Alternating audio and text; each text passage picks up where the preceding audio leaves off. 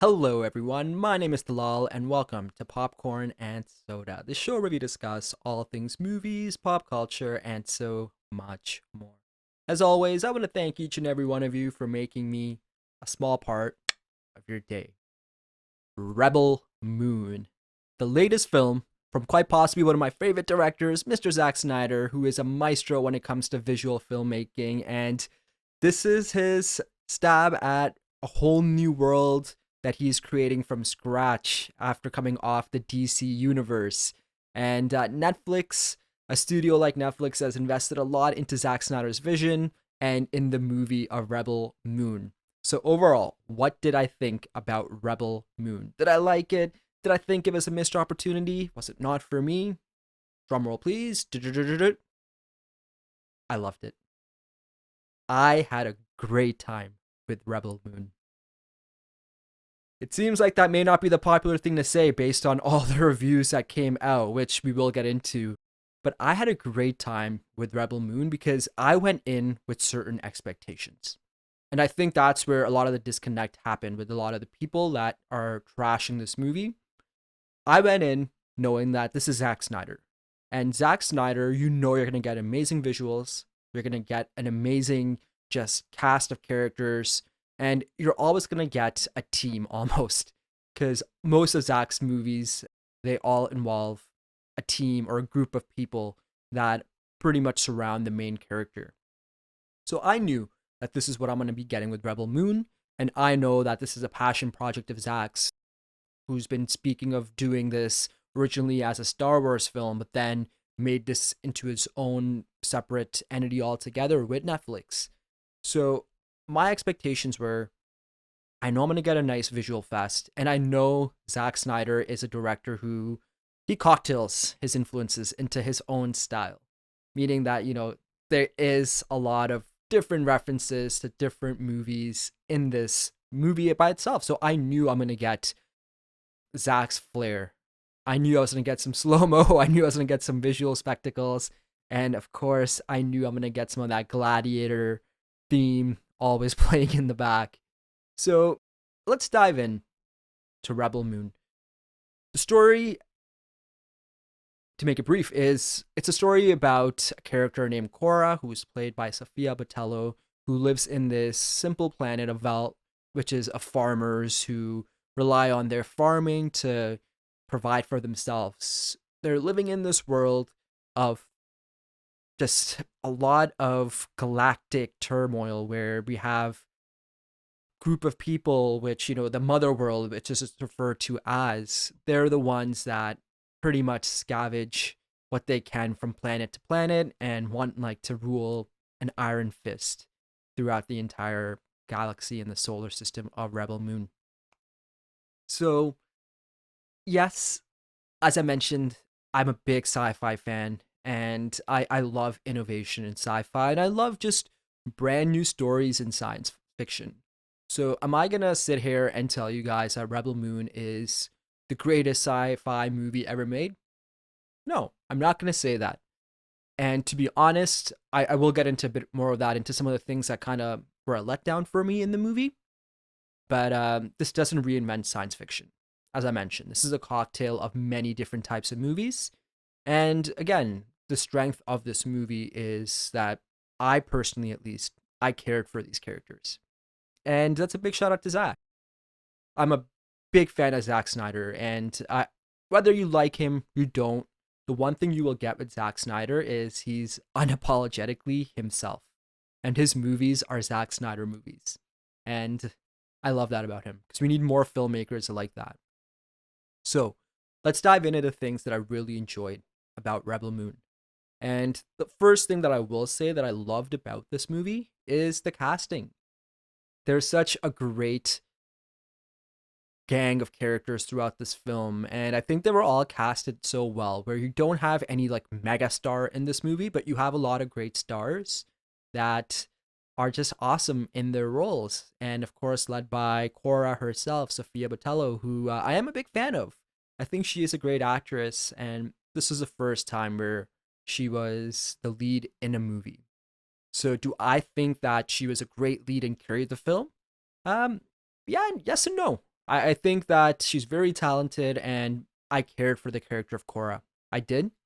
But there were times where, and again, a lot of this can go to the script as well, where it felt a little flat at certain scenes where the screen presence wasn't there that you would want from a lead, especially in this giant sci-fi opera of a movie. But I enjoyed Sophia Batello's Korra. Charlie Hunnam as Kai, who is this Han Solo type smuggler. I had a great time with his character. Mikael Hausman, who plays one of the farmers on the planet that Korra lives in. I thought he did a great job. Um, Sir Anthony Hopkins played this robot named Jimmy, who was such a heartful character, and it's a robot, and Zack made you care about a robot more so than majority of the human characters. Jamin Hansu, great actor, and but my favorite, hands down, Ed Skrein, who played the General Admiral Atticus Noble, who is almost kind of like a Kylo Ren type of character who wants to take over and he wants to prove himself. And oof, the screen presence that Ed Skrein has, I love it. He's got this skeleton, like evil looking kind of admiral, the uniform that he's wearing. He's got this look to him that is very sinister. And every time he was on screen, he made you feel. And like I always mention in all my reviews, movies are all about feelings and how you felt. So big shout out to Ed Skrein, who I loved. The second thing I loved about this movie is, as I mentioned, it's a Zack Snyder movie. You're gonna get amazing visual shots, and there was so many amazing visuals in this movie. I had a great time with it. There was a lot of callbacks to Man of Steel, which is one of my absolute favorite Zack Snyder movies. There was just overall so much of beauty in Zack's shots.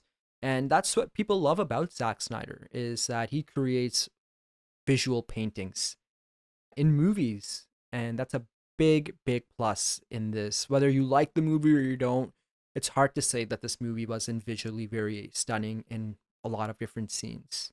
And overall, I liked that I felt for these characters. Every character was a little different in their own way.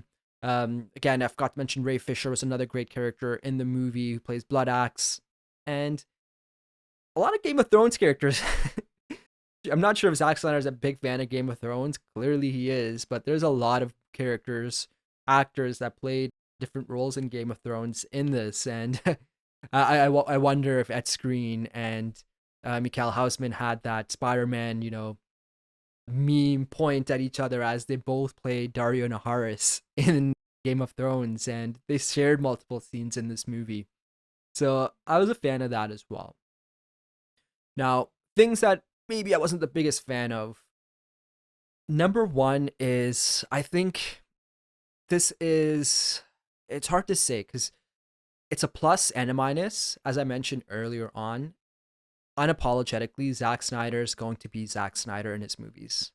And there was a little too much slow-mo for my liking in certain scenes where it's like, all right, that scene didn't necessarily need to be in slow motion, but I get where Zack was going. I get that he was trying to add a bit more urgency to certain scenes and trying to add a bit more cinematic feel to these scenes. So wasn't a big fan of that. The soundtrack to me is always a big component of a movie. It's a character of the movie. It's what makes you feel. And I wasn't the biggest fan of the soundtrack of this movie. And overall felt that Zack kind of keeps going back to that gladiator type, you know, theme and just overall score. Yes, I get it. This is a big space opera, but at the same point, soundtrack I wasn't too over the moon about. No pun intended. But yeah, and just a couple other things. As I mentioned up top, this movie does not in any way, shape, or form redefine science fiction films. This is a cocktail of five different movies that I counted at least. Star Wars, Seven Samurai. There was elements of Blade Runner in there, Fellowship of the Ring.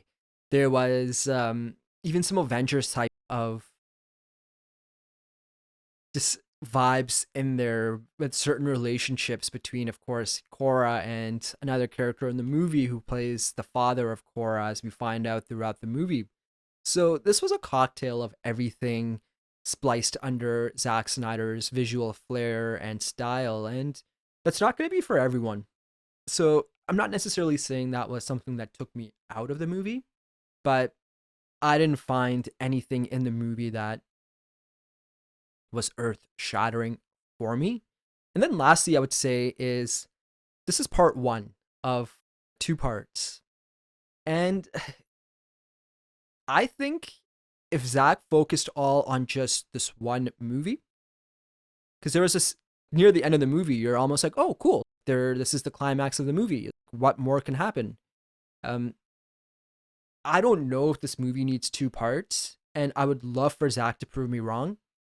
Doesn't need to prove me anything, but I would love to see part two, The Scar Giver, and see if there is more story to be told in this world of Rebel Moon, because it does leave off on a cliffhanger kind of vibe where now you're like, okay, we'll see what happens. But I think there was parts of the movie where I think it wrapped up a lot of things very well. So we'll see if this movie even requires a sequel or not. But I know it's coming out and I am excited for it because, as I mentioned up top, I had a great time with Rebel Moon. People are tearing this movie apart online, and you guys know me. I always say art is in the eye of the beholder. Something I may like, you may not. And something you like, I may not. And that is perfectly okay because that is the beauty of cinema. But I was a little let down that so many people gave it such a negative review. And again, at the end of the day, your opinion on this movie is equally as valid as mine, and vice versa. So if you didn't have a good time with the movie, that's perfectly okay. I hope you all have a great time with the movie because we invest time into movies, and time is the one thing we can never get back. So I hope you all have a great time with it. But I sometimes feel like Zack Snyder is such a polarizing director where people want to almost attack his work for the sake of attacking it. But again, a lot of the reviews I read, fair criticism, absolutely. And that's the biggest thing that I always say is you're allowed to have your own opinion and it's valid to everyone else's, but just be fair. Be fair to yourself, be fair to the actors, be fair to the director, the studio, and whatever comes of it, comes of it. So I was surprised that a lot of people didn't like it because I did have a great time with Rebel Moon. The first hour of the movie, I was really into it. I really was. And maybe that's the Zack Snyder fan in me, where I just love his movies and his visual style. And since I was a kid, 300 made a big impact on me, where I watched that movie and I was just like, who is this guy? And I was a big fan of Man of Steel, Batman vs. Superman. So call it bias, I don't know, but I had a great time with Rebel Moon. And I think good for Zack that he went after this, and good for Netflix that they gave Zack the opportunity to create his world. And I'm looking forward to seeing what Rebel Moon Part 2 brings because I think there is a lot of cool stuff that can come out in this story. And from everything I've read, Zack has spoken about how this is a war movie, Part 2. So I'm looking forward to it because, Zack creates a lot of amazing visuals.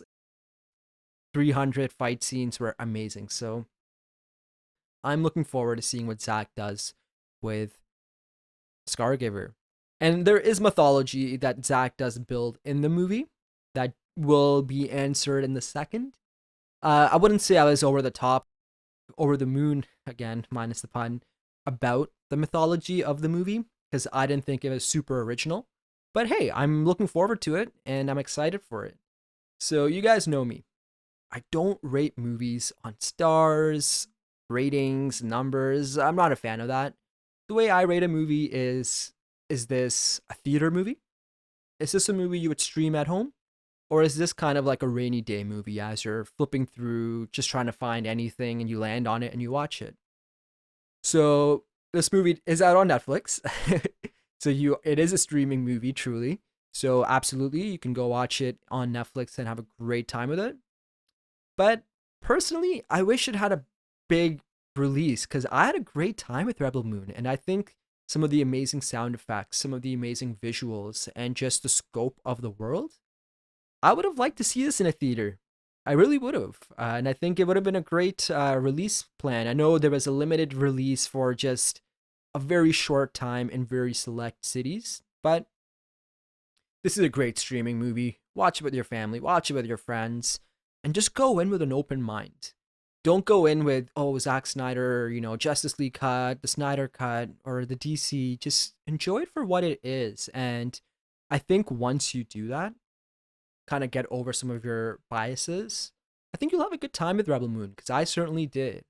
So I encourage each and every one of you who is looking forward to Rebel Moon, go out and watch this movie. And I invite you to come right back and leave a comment below and share with me what you thought of the film. Do you think it needs a part two? Do you think that it was a good movie? Did you connect with the characters? I would love to hear your guys' thoughts. As always, I want to thank each and every one of you for making me a small part of your day. And that was my review of Zack Snyder's Rebel Moon.